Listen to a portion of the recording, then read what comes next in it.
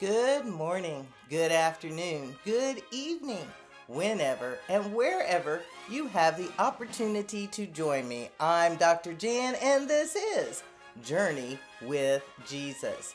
I'm so glad to be with you, and God is so good all the time.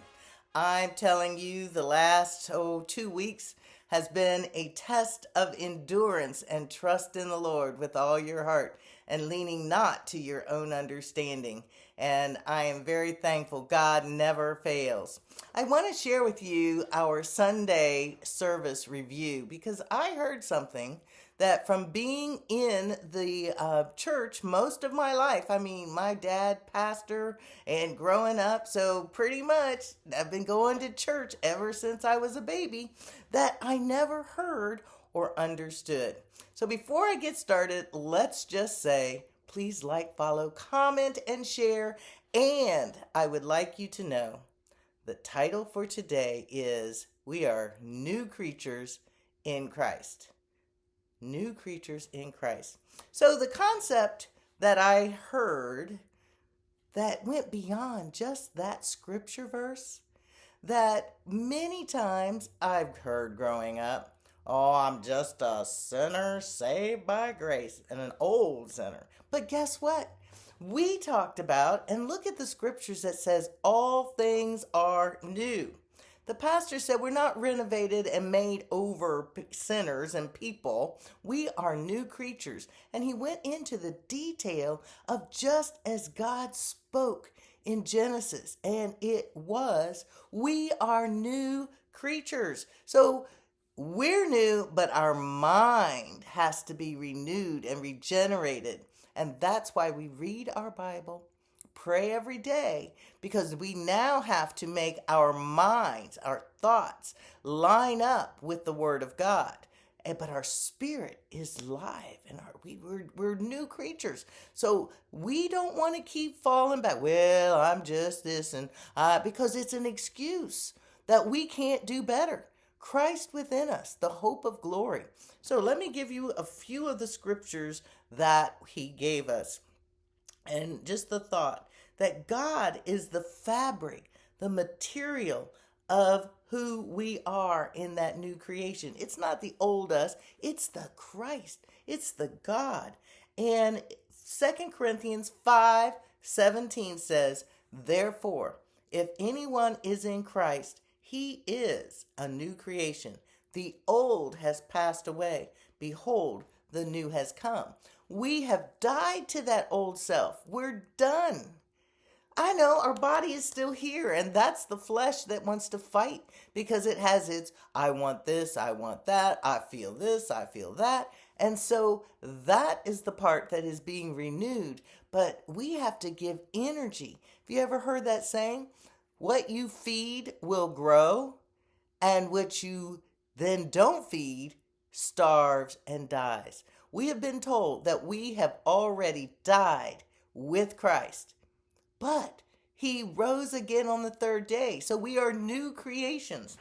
We need to start living like that because that gives us purpose, that gives us hope. It gives us the excitement of life versus the, ho hum, I'm just living today to get along so I can make it tomorrow. Oh, Christians should be the most exciting and most enthusiastic people on this planet because this is our Father's world. This is our kingdom inheritance that he wants us to stand up and take authority. Now, that's not taking over, beating people up and pushing them aside, but we can speak up. We should speak up for the God factor that should be reigning and ruling in this earth. That is God. Let's see what else. All these were so good, but I don't want it to be long. I want you to think about what's the difference that's in your life. Are you enthused? Are you excited? Are you a new creation? Or are you the old you just trying to make it every day? And baptism is our identification with Christ's death and resurrection. The church where my family goes here is getting ready for a baptism. So we all need to remember If you have been baptized, you went down with the old, you came up with the new. And it wasn't, he said, it was funny. You could just go down and come up and it's a bath. But our goal is to know that we have been changed, renewed inside. And we are walking in and experiencing the newness of life. All things become new. And I'm just excited that you take the next step. Be a new creation. If you've been saved for 50 years and you feel like you are struggling and barely hanging on and it's the most difficult thing you've ever had to deal with, take a look and talk to Jesus. Say, Jesus, I want the new you and life in me. I want to be enthused and revived and relived. There's a saying going around that I'm unalive. That means dead. Well, I want to be undead. I want to be alive in Christ. So let's pray. Dear God, I do thank you for this day. I thank you for your many blessings, your grace, your mercy, all that you have provided for us. You said on the cross it was finished. And yet you did go through the final stages of death, burial, resurrection. And we know it's true because you were witnessed by over 500 people in the 40 days following your resurrection before you were taken up into heaven. And so, Father, we know that because of Pentecost that is coming up, we have been endowed with the Spirit of God and that you are real and the breath of life is in us. Help us to be that new creation because where you are, there is light and life and hope.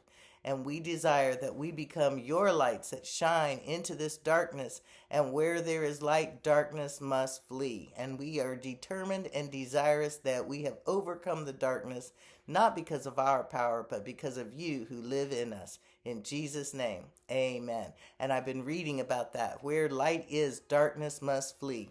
So think about, we're going to turn on our life and we're going to scatter.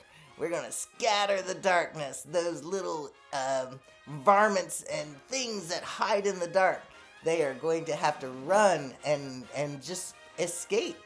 God's presence is light, and in him no darkness can exist. So even in our heart, in our minds, in all of our life, light, let it shine. That's the joy of the Lord, which becomes our strength. Remember, like, follow, comment, and share, and I'll look forward to seeing you sometime this weekend. God bless you.